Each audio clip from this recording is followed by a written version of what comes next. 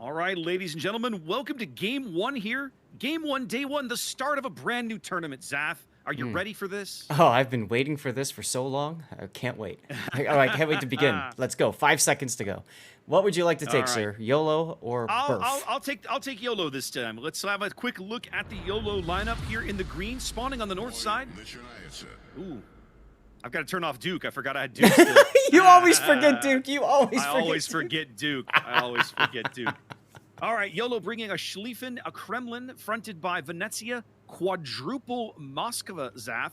Goodness gracious, have some Soviet Union. Balance. A Daring and a Ragnar. Talk to me about BRF. So, BRF is opting for a slightly different strategy here. We have an Ohio, a Kremlin. They also have a Moskva, dual Napolis instead of the Moskva spam. They've got Des Moines, Vamp Deuce, V-Deuce in the house. And we've got a Shimakaze and a Gearing that look like they're going to high-five each other and switch sides, as well as the Des Moines and Moskva. So, you know, you always have a plan. Here's where we're going to go. And then Wargaming decides, well, we'll just spawn you on the wrong side of the map. That's right. The spawn gods decide, nah, we're going to put you in the wrong place. So, good luck. That's right. That's right. So interesting. It looks to me like BRF is, at least right now, looking for a balanced deployment, trying to put assets on both sides of the map. Now, look at YOLO. Their deployment is very different. Yeah, they're going incredibly heavy to the seaside here. That's right. They are pushing towards the east. Obviously, they want to just smash through, and you can see that Lukasev's Ragnar, as you like to call it, is getting ready to kite away and just draw some attention over at ACAP. I gotta say, one thing I'm a little surprised about is kind of the presence of the Vampire Deuce. This is a ship that I particularly enjoy, but has never seen. I mean, it's been around a little while. It's never seen a tremendous amount of success or use in competitive play. It's not a bad ship. It's outstandingly good in random battles because it's essentially like a tier 10 Haida. Yes. But in a world with you know all the radar and everything like you get at King of the Sea and whatnot, not generally all that popular. Now with that said, here on Shatter, I have a feeling this could be a very, very strong pick for BRF. It could absolutely work. The thing about the Vamp Deuce is, in order for it to be able to use its gimmick, right, its crawling smoke, you absolutely need to have somebody that is providing spotting for you. So it's kind of a selfish destroyer in that respect. You will need somebody with radar going, like the Des Moines, or you'll need maybe the Gearing or the Shimakaze to spot on your behalf while you're smoked up and kind of crawling around. So interesting. I have not seen a radar go off yet from YOLO. Nope, YOLO seemingly content to let BRF grab B as they do here early. 3 minutes gone, and they're ticking up points. YOLO still getting all their pieces into position. You know, Zaf, there's a part of me that looks at the map. Do you know how we used to see the old wall of steel configurations? But they would cross like the entire map. This feels like that sort of play. Only maybe they're going to hinge it around, right? Like they're going to run it down the eastern flank and then swing through the middle with it. I'm not sure precisely. Oh, absolutely they are. Yes. And if you look at it, you've got Robtron and the Venezia set up way out there on the 10 line. And his position there is essentially, in case we run into trouble, he's far enough away he can turn around but still slap people around with this SAP. So it makes sense to see that. And Anthrax now with the Kremlin, he was spotted for a while, and you can see now he gets to play the torpedo dodging minigame. And there's the first radar, or is that the Hydro that's detecting? That's Hydro. Yeah, that's Des Moines. Des Moines Hydro off of Mosfell Hydro, you mean? Farah there. Moskva? Yeah, the BKEP's Hydro is running right now. Okay, for some reason that mod is not working for me today. I'm gonna have to figure that out at some point, maybe in between games. It's all good. BKEP does take a torpedo there. Even though those torps were spotted by Hydro, which he has running. Yeah. But look at this. Ooh, this is good SAP hit there. Yeah, and that's exactly what I was talking about with that Venezia position. It's perfectly suited to knock anything out that's going to sit in the traditional cruiser hidey hole spot. Seal wants to move forward, but Barto Grande's Vamp Deuce is just sitting here. He's going for it. He's going for it. Oh! Deuce, no Seals reversing. Takes a big hit there from the Ohio. Yes, and Leosun's Ohio. Epfera just got whacked as well. You can see he's healing now. And he's trying for the ram. He's realizing in that position he can't survive. Yeah. He's trying to get as much damage into this Kremlin as is before he goes. He's gonna do it. He's gonna do it. Save him or help. He is. He's gonna do it. He did it. It's not gonna kill the Kremlin, but it's gonna do a huge chunk of damage to him. Yeah, and it even backs him up into BKEP's Moskva. It does. What more importantly, Zath, look, it backs him up into these torpedoes that are closing on him from the south. Oh, yeah, I see that. It holds him in place. Napoli torpedoes. Those are Napoli torpedoes. He's going to take at least one in the bow. Just the tip. There it is. And a flood. So the flood from the ram doesn't stick, but the flood from the Napoli torpedo. No, he got rid of it. No, he didn't. He's flooding still. Oh, and we missed YOLOW pushing around and taking out Bartol Grande's Vamp Deuce. Did they? Oh, they did. They tag teamed him from both directions. Nowhere to run. Drink more bleaches, Schlieflin. I don't even want to comment on that name, Zath. But this makes... That feels like a name that isn't going to survive the weekend. Oh, there goes Anthrax. Yep. Speaking Napoli of... torpedo. That's right. Napoli torpedoes doing their work. Napoli is a ship that really rose to prominence in the last King of the Sea. Yeah. And she hasn't disappointed, right? There's been so many interesting and fun plays. The Asia teams in particular, the last international, with just some really monster plays with Napoli. Right. But you can definitely see YOLOW's plan coming into play now. They want to isolate one side and win it, which they're trying to do now. They're trying to push the Ohio, Napoli, and Gearing away. The concern, of course, is if the western flank is able to move up and get on Dark Seb King's Moskva's broadside. That's the only thing that's really holding them in check right now. So I understand the thought process behind this play, but there's a part of me that doesn't like it. And some of that is because BRF is doing exactly what they've got to do in this, and they've got to pull these ships as far to the south as they can and continue dragging these ships out of position. Because right now there are 6 ships pursuing 3, right? So every second this Napoli, Ohio, and Gearing continue to live and draw these ships farther away from the middle of the board is a positional, I don't want to say fail, but certainly a positional success. Now, I want to comment on Butnadose's Napoli. He just made this whole turn, and I don't really understand why. I don't either. Because he just took it in one side, now he's taking it in another. Seal just went down. They've been working on Seal for a while. Oof. I'm not surprised they finally got him, but Doze is going to go out here, and this feels like a ship that they didn't have to lose. All he had to do was continue running south and kite.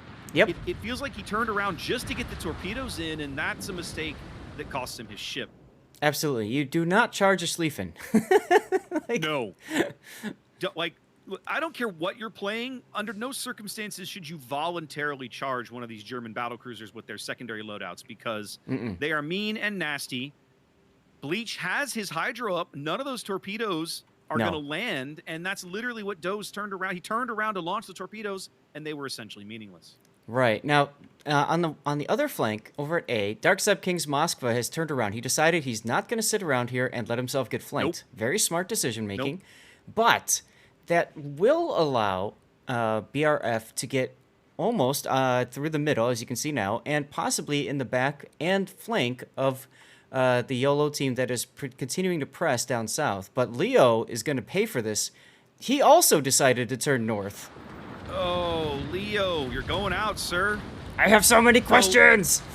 So do I. So YOLOW here. So, okay. So the YOLOW play was kind of, I don't want to say questionable, but let's call it questionable. But now it's worked because BRF made a bit of a tactical error there in playing into it to where now these 5 ships that have now moved down the 7, 8, 9, 10 lines can turn around with a 2-ship lead and get back into the fight in the middle of the board, which is where the fight is going to be now.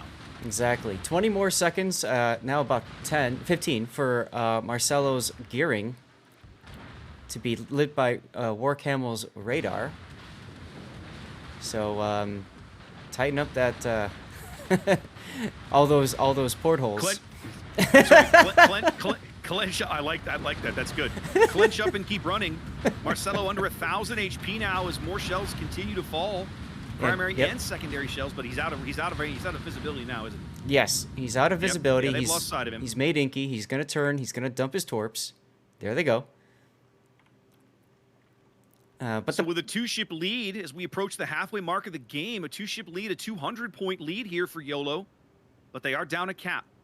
The problem with those 2 ships dying is it's going to allow for YOLOW to completely redeploy, and you can see now Seb has set himself up in the north with his Moskva. Once again, he's playing goalie, and looks like Paulo is just going to get spanked.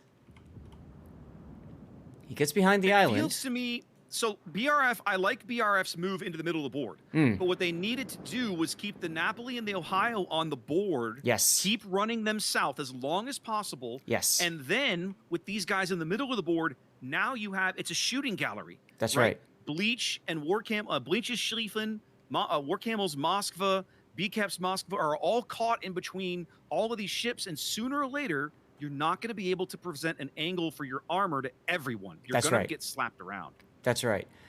So the most important thing for anybody who kites away is you are there to essentially entertain the enemy. You're there to keep their attention on you. And the moment that attention is lost, whether through your death or because they get tired of you, you're no longer doing your job.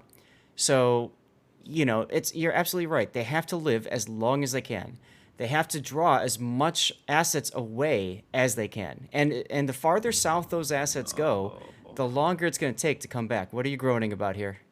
Connie getting detected? Shimakaze caught on the hydro, I think, or somebody's radar. I'm not sure which, but the Schlieffen secondaries are going to make an absolute massacre of the Shimakaze. Yep, there he goes. goes. He goes off the board right there. I'm not quite sure how he got to ahead. that position, but, you know. Well, he moved up there to get torpedoes into Bleach's face. That play made sense to me. But he didn't have to get that close, but he did. It doesn't matter. He was in range of everybody's radar anyway. Oh. But yeah, I mean, Paulo YOLOW can literally trade 1-for-1 now. Paulo just beached himself. He was going for the ram, and the island, the underwater world, just reached out and said no. And said, no, thank you. The Schlieffen secondaries continuing to do ridiculous work here. Paulo burning and healing and going out right there. Yeah. This is pretty much over at this point. Yeah, pretty much cleanup here. Cleanup aisle 5. Kind of where we're at. Marcelo's gearing is basically elected to just stay away, keep those points on the board, so he's not really able to help his team. Nope.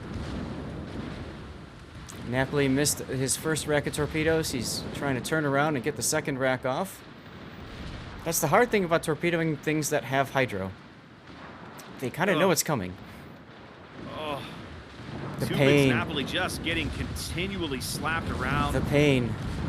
Had to make that turn. I almost feel like he might have been better served. You know, he turned and dumped his port torpedoes back on the Schlieffen. Yeah. I almost feel like he would have been better served to keep charging Dart Seb's Moskva and put the port torpedoes into Seb's face. I mean, you have to pick one or the other, right? You got to get up close and personal. I mean, he's made Inky right now trying to get himself out of there, but he's within the Schlieffen's hydro range, so it's completely defeated. It's meaningless.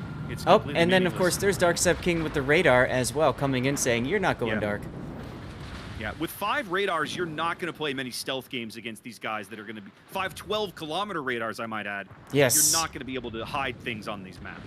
Yes, exactly right. Down to their last 2 mostly dead ships. It's all over but the crying here for BRF. They're going to lose this game, unfortunately. Yeah, Mato Mora is now getting Robocopped.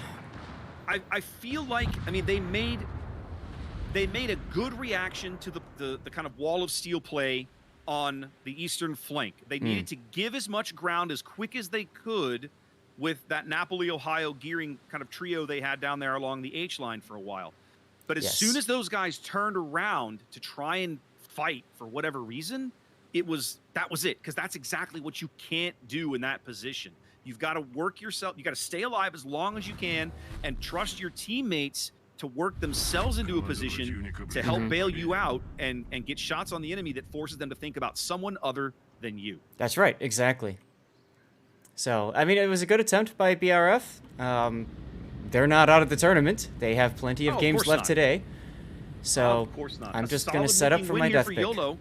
Yep. I am wondering, I am curious to see, we won't see YOLOW again today. I'll be curious to maybe look at some of their games over the course of the rest of the tournament to see if they continue with this Moskva strategy, this kind of heavy push, or if this was just a strategy that they designed and executed for Shatter. Shatter is a map that hasn't been in the tournament rotation very commonly, and so some of the newer teams or teams that haven't played in the last, played in King of the Seas for the last year and change or so may not have seen it.